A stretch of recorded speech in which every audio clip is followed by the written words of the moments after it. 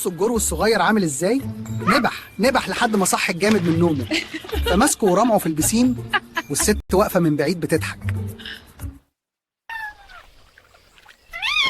ايه ده؟ سيبني انام يا قطه. شوف عمل ايه، رماها في الميه. شفت بقى؟ ده بيهزر معاها.